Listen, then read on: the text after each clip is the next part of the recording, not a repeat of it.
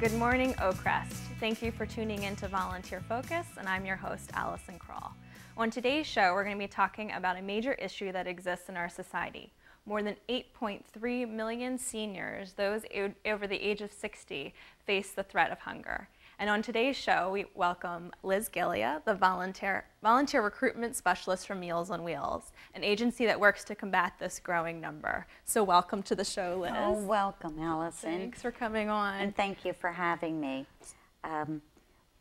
In order to address the senior hunger issue and the way we combat it, I guess is to actually realize why this has come about.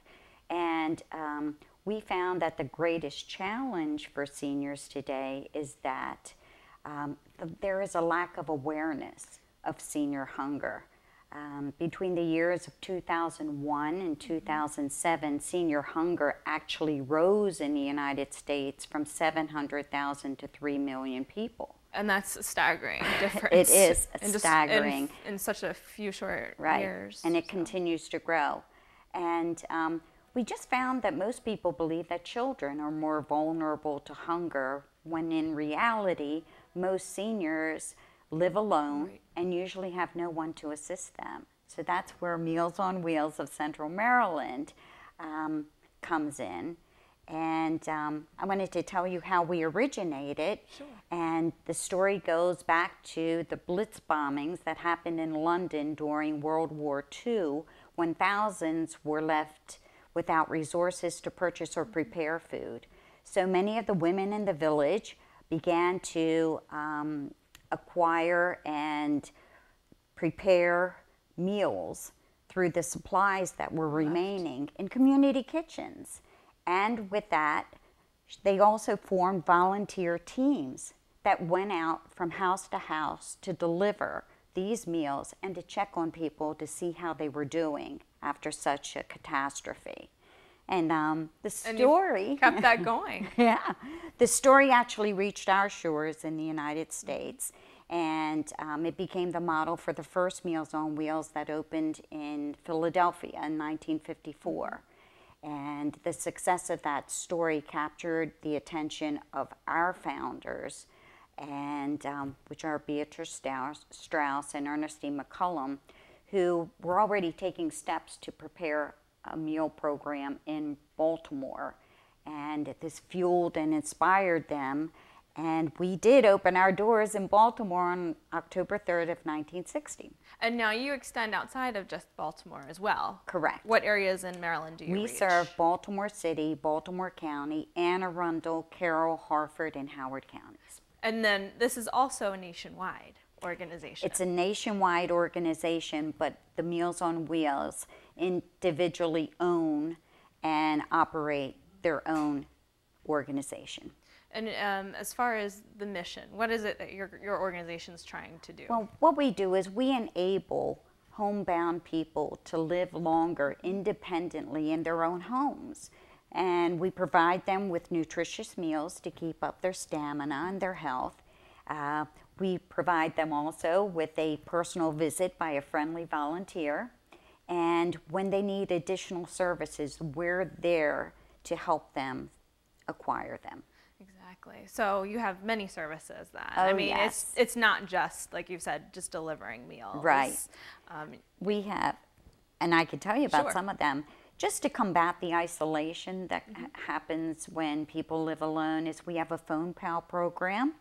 And that's where volunteers will just call our clients to brighten up their day. And check in on them. Right, right. The other thing is a grocery shopping program, because individuals would like to have some additional food items as well. Our most popular item is our Kibble Connection. And what is that? And that is, we found one of our clients sharing their food with their pets, and we had to curb that action immediately. So we partnered with the Maryland SPCA, and they provide us with the food donations that we are able to deliver to our clients who have a cat or a dog, so that they can live longer independently alongside of them. That's really nice. Now your It's very organization, yes. Now your organization relies mostly on volunteers. Is that correct? We are truly a volunteer-based organization. Currently, we probably have approximately 100 paid staff. The remaining machine of the organization is provided by volunteers. And do you know offhand how many volunteers you have? Currently, we have approximately 2,200 volunteers, and it takes 365 volunteers per day to ensure that our clients do acquire and get their meals. Now, you oversee all those volunteers? Actually, volunteer services and client services work hand in hand to make sure that our clients are provided with enough volunteers. And it's a feat. I was going to say, that's a feat of love. It's got to be a challenge, though. And people are busy, let's face it, but we have enough variety in our opportunities that they can either volunteer between 10:30 and 1 on weekdays. They can find time on weekends to do the kibble connection or grocery shop. So we have so many avenues where people can contribute an hour a time per month. And flexibility is important. Yes, flexibility is it. We also have 13 locations throughout Baltimore and most of our other counties. That enables people to volunteer in their own neighborhoods so that they're giving back to their own community, which I think is rich. Exactly. Now, and as far as with the home visits, when they're delivering the meals, do the volunteers get any kind of reimbursement? I'm assuming they use their own cars. Yes, they use their own cars. But what we do is we calculate and keep a record of their hours and mileage that they contribute during the course of the year. And at the end of the year, we provide them with a tax-deductible mileage report. And I should say it's pretty considerable. So that's what they're able to do. But their hearts are so big, and relationships grow.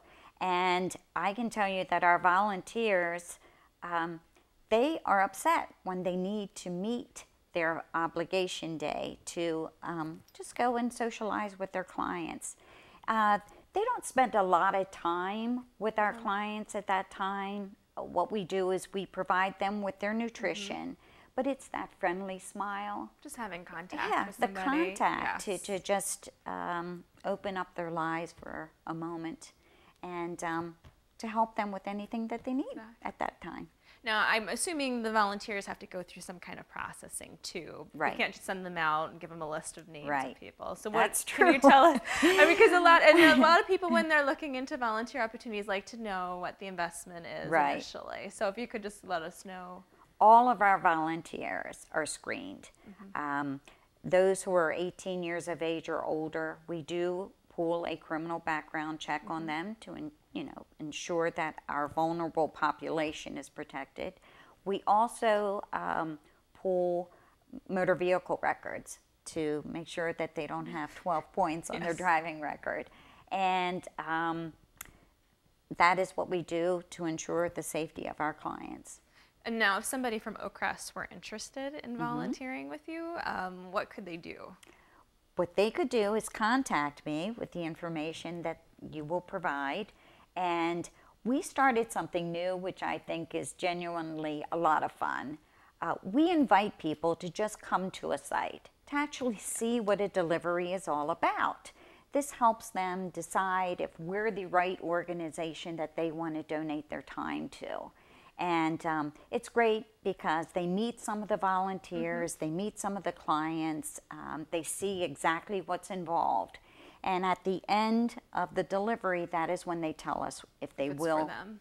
And that's a win-win. Because I mean, it's an investment of time to volunteer and then to have somebody say, it's not for me. Right. It's your time and their time. So I think that's a great idea. You called that the ride-along, is that right? That's it.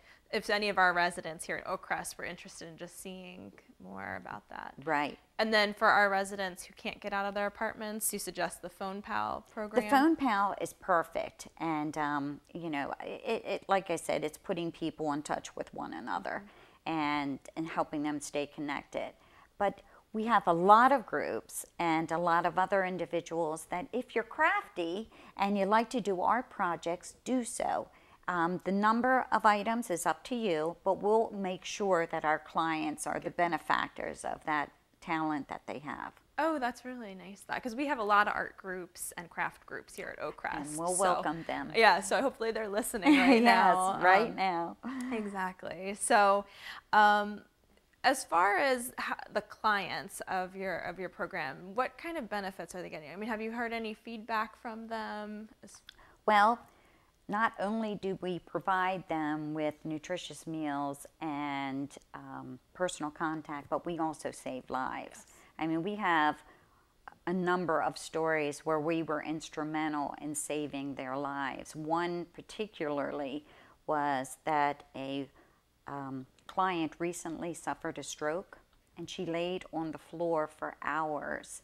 But she told us once she was, back on her feet again, she called to say thank you, and she said that what really kept her going was that she knew in a couple of hours a volunteer from Meals on Wheels would be there, and she would get the help she needed. And see, without that volunteer, right, what would have happened with exactly.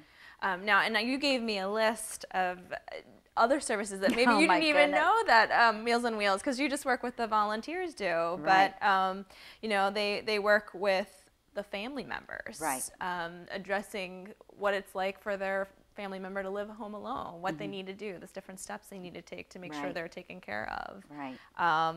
Obtaining assistance with utilities, just everyday survival on living on their own, which is great. Right. So, and we, certainly are appreciative of all the services that Meals on Wheels provides. And you've been with Meals on Wheels how long now? Approximately 10 years in various departments, and I just love people and have an outgoing nature, so I really wanted to be involved with anything that would help with the volunteer department, as well as to recruit volunteers so that we could ensure that our organization will continue to provide clients in need.